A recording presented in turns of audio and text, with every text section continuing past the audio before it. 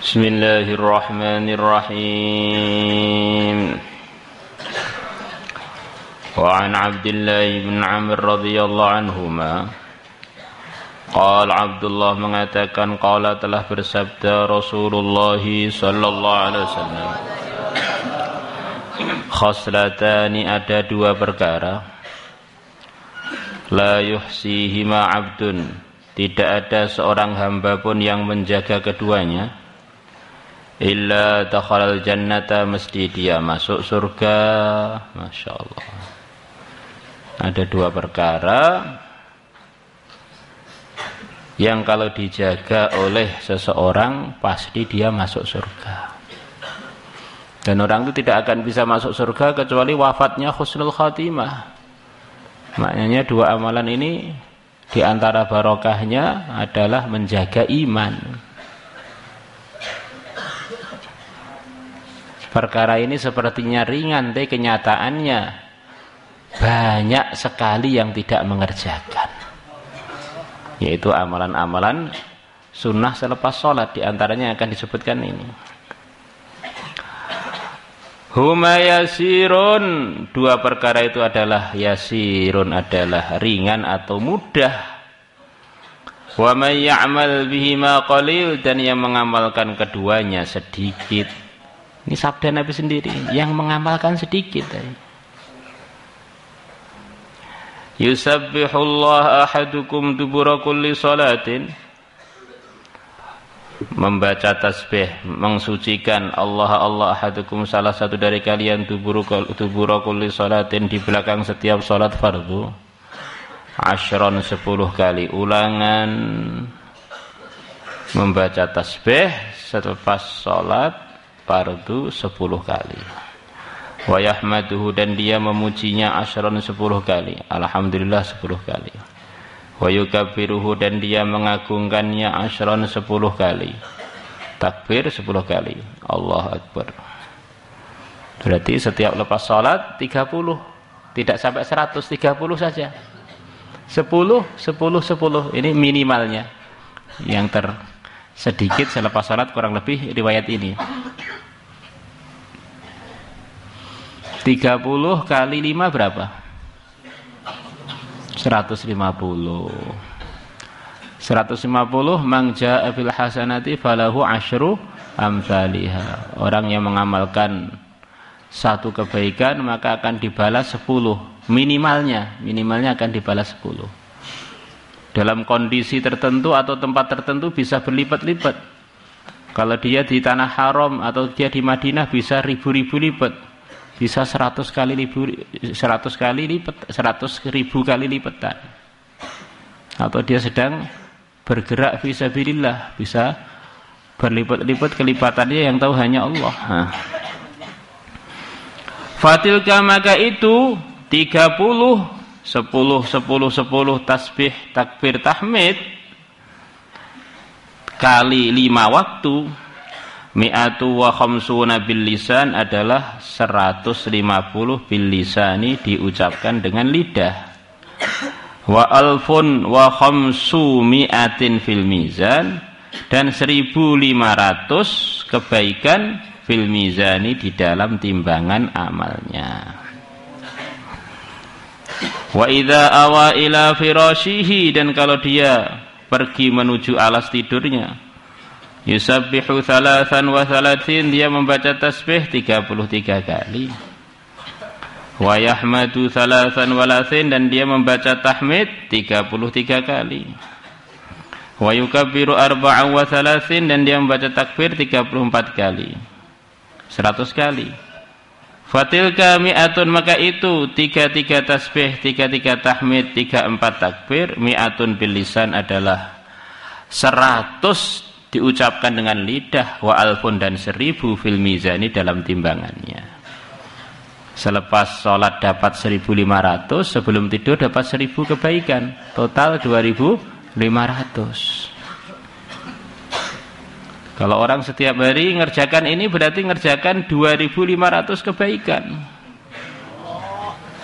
Maka kalau ngerjakan 2500 kebaikan, ya akan jadi orang beruntung.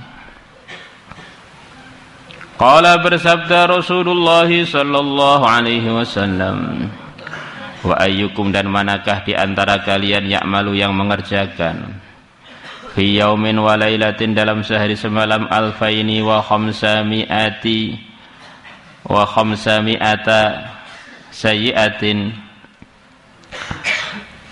2500 keburukan.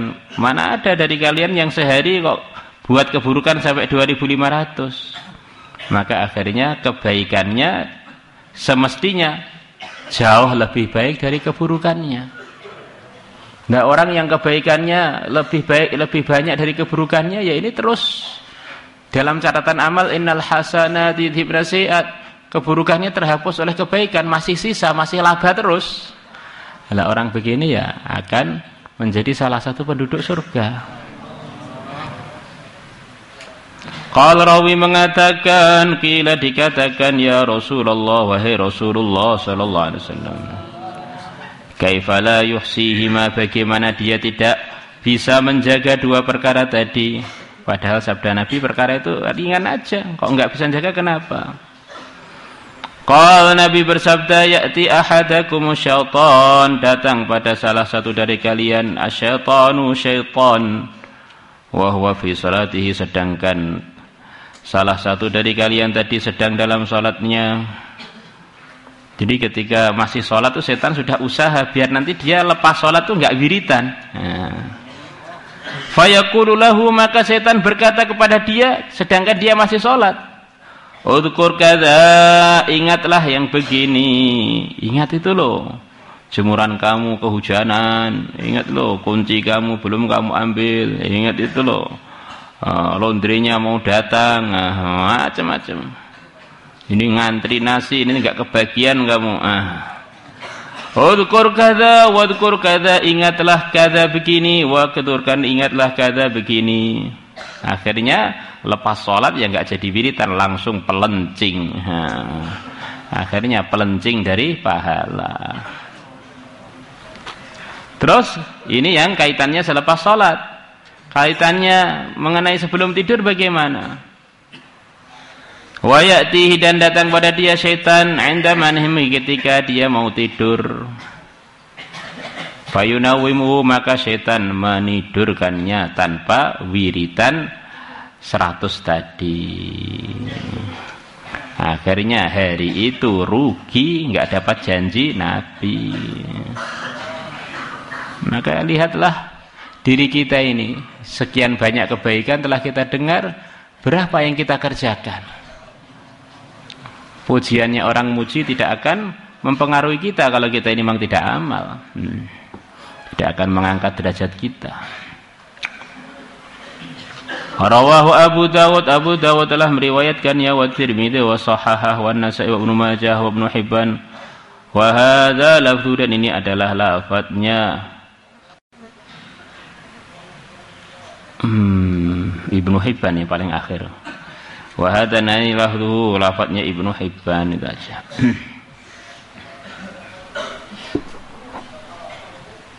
Kurang lebih begitu. Wa kharrajal Bazzar, Imam Bazzar telah meriwayatkan bi isnadin rijalu siqat, dengan satu sanad yang rawi-rawinya orang-orang yang bisa dipercaya.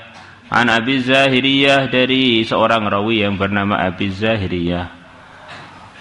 Walam akif alaihi, dan aku tidak mengetahui, walam akifi, dan aku tidak mengetahui mengenai Abi Zahiriyah ala jarhin wala adalatin, tidak di jarah, tidak dianggap oleh ulama rawi yang punya cacat, wala adalah, dan juga tidak dikomentari bahwa beliau adalah rawi yang bisa diterima, rawi adil.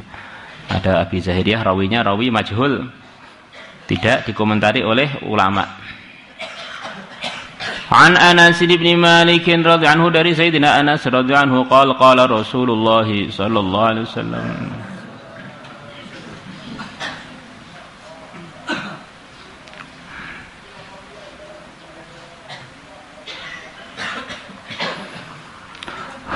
man qala, barang siapa mengatakan dubura shalah, di belakang salat fardu, subhanallahil azim wa bihamdihi, maha suci Allah yang maha agung, wa bihamdihi, disertai muji Allah, La haula wala quwata illa billah, tidak ada upaya, tidak ada kekuatan illa billah, tanpa Allah. Qama, maka orang yang mengatakan tadi berdiri dari tempat dia duduknya selepas baca ini, selepas salat fardu, maghfuran lahu, dalam keadaan diampuni, lahu, untuk dia. Allah. Subhanallahil azim bihamdihi, la haula wala quwwata. Subhanallah.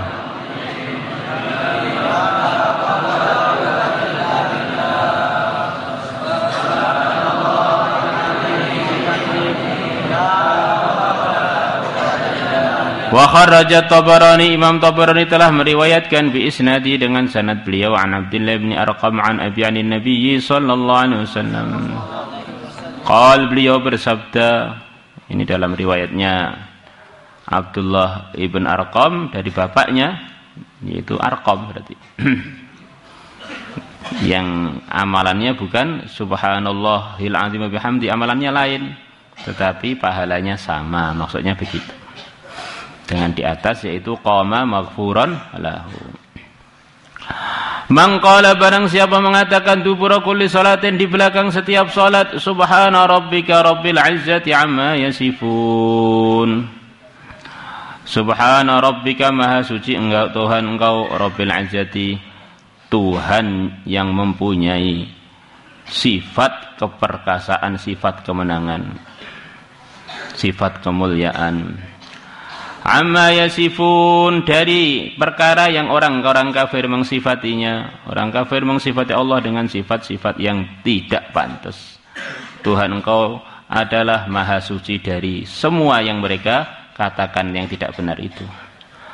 Wassalamun, dan semoga keselamatan alal mursalin, atas utusan-utusan Allah, walhamdulillah, dan segala puji lillahi, bagi Allah Rabbil Alamina, Tuhannya seluruh alam.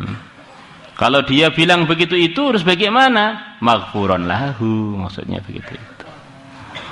Wallahu a'lam. Soal semuanya dikerjakan. Subhana rabbika rabbil izzati amma yasifun, wa salamun alal mursalin, walhamdulillahi rabbil alamin. Subhana rabbika rabbil izzati amma yasifun, wa salamun alal mursalin, walhamdulillah. Suatu hari sebagian ulama mengatakan di antara pelajar yang paling sukses di kalangan para sahabat adalah Abu Hurairah. Sahabat yang paling banyak meriwayatkan hadis kepada umat. Bukhari, kitab paling sahih selepas Al-Quran, yang mendominasi hadisnya adalah Abu Hurairah. Mendominasi maksudnya kebanyakan hadisnya adalah riwayatnya Abu Hurairah. 5.272an hadis. Maka kata sebagian ulama, Abu Hurairah ini punya 3 hal yang jadi gambaran kenapa kok beliau bisa sukses dalam cari ilmu. Pertama, beliau meriwayatkan hadis qayyidul ilma bil kitabah. Talilah ilmu bil kitabati, dengan menulis. Jadi pelajar itu kalau pengen sukses harus punya buku catatan. Pelajar kok nggak punya buku catatan, itu bukan pelajar, nggak serius dalam pelajaran.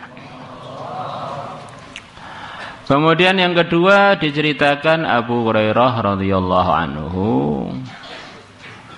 dengan teman-temannya, beliau sedang dalam keadaan berdoa. Nabi datang, maka Nabi